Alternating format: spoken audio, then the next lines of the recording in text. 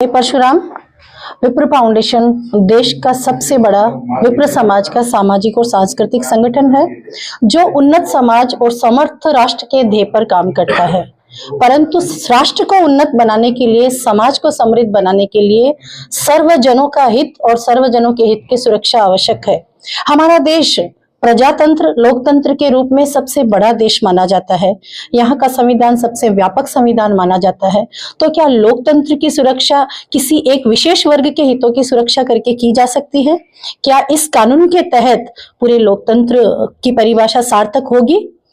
हम मानते हैं कि शिक्षण संस्थान किसी भी भविष्य की जड़ होते हैं, जहां से वो छात्र रूपी पौधे तैयार किए जाते हैं जो आगे चल के भविष्य का निर्माण करते हैं। अगर शिक्षण संस्थानों में भी इस तरह का जातिगत भेदभाव और इस तरह का एकतरफा न्याय होगा तो क्या हमारा देश सुरक्षित रह पाएगा? क्या भविष्य में वो छात्र अराजक, अपराधी या किसी भी तरह की विषमता से जकड़ नहीं जाएंगे? हमने जहां तक सुना है कि इस एक्ट में किसी एक विशेष वर्ग को पीड़ित का दर्जा दे दिया है, तो क्या बिना किसी परिभाषा के सवर्ण दोषी वर्ग माना जाने लगा है? क्या सरकार की नजर में सवर्ण सिर्फ दोषी है? क्या सवर्ण के साथ कोई भेदभाव या किसी भी तरह की हिंसा, अराजकता नहीं कर सकता? यदि कोई कर सकता है तो उसके लिए क्या रेमेडी है इस एक्ट में?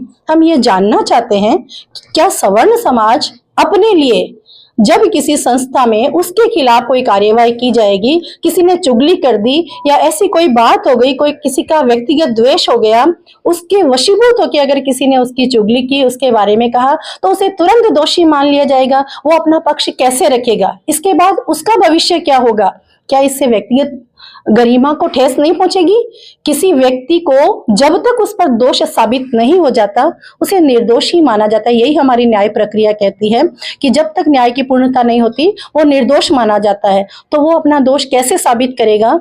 हमारी सरकार से ये गुजारिश है कि यदि कोई एक पौधा छोटा रह गया तो इसका मतलब ये नहीं है कि बाकी के बड़े पौधों को काट के उसके बराबर कर दिया जाए, बल्कि उस छोटे पौधे को ऊपर उठाने के कुछ प्रयास, सार्थक प्रयास किए जा सकते हैं, ना कि बाकी पौधों को काटकर उसके बराबर करने का कोई नियम है, ऐसा कोई प्रावधान है, ऐसी नकारात्मकता है।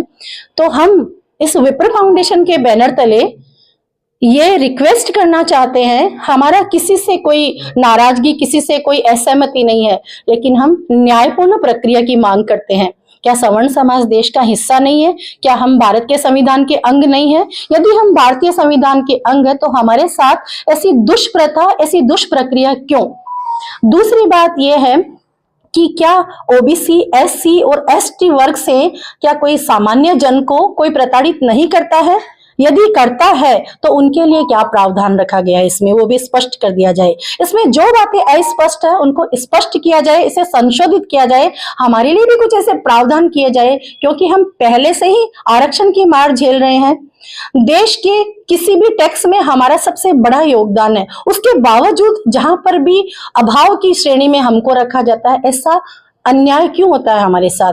समानता जो कि संविधान में 14वें, 15वें और 21वें अनुच्छेद में है कि जहां समानता हो, जहां स्वतंत्रता हो, जहां न्यायिक प्रक्रिया सबको समान मिले, ऐसे समय में यदि ऐसा कोई एक्ट बनता है तो वह संविधान के लिए उचित नहीं है, उसकी गरिमा का खंडन करता है। हम विप्र समाज, सवर्ण समाज सब मिलकर, सबको साथ लेकर, जैसे कि अभी आपने सुना तिलक, तराजू और तलवार, हम सबसे अनुरोध करते हैं कि वो हमारे साथ आए और इस काले कानून का विरोध करें। हम सब मिलकर जल्द ही इस काले कानून के खिलाफ यहाँ गुवाहाटी में विप्र फाउंडेशन के बैनर तले इसका विरोध करने जा रहे हैं। जय परशुराम।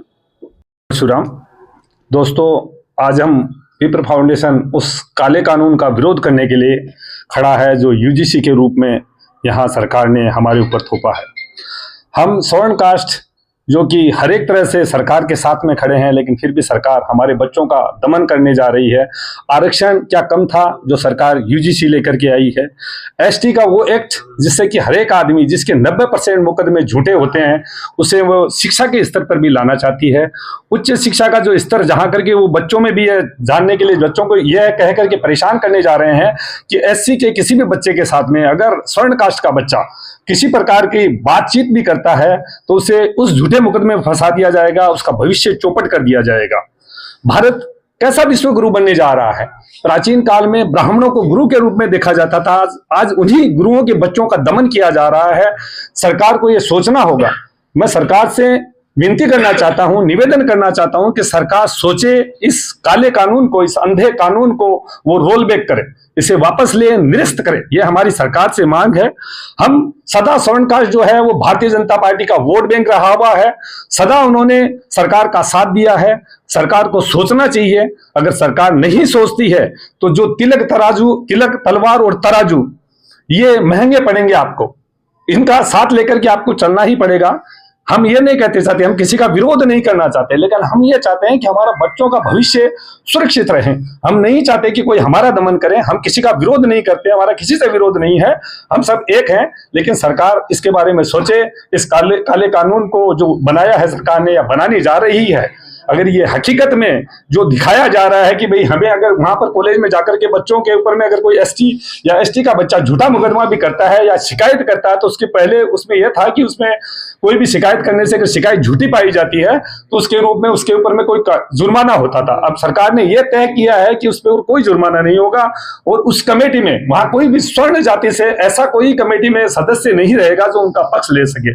तो ये एक तरफा फैसला, जहां समानता की गवर्नमेंट बात कर रही है वहां ये असमानता में साफ नजर आ रही है। हम इसे सरकार से फिर एक बार निवेदन करना चाहते हैं कि वो सोचे, समझे, विचार करे और इस काले कानून को, इस अंधे कानून को निरस्त करे। जय जय परशुराम।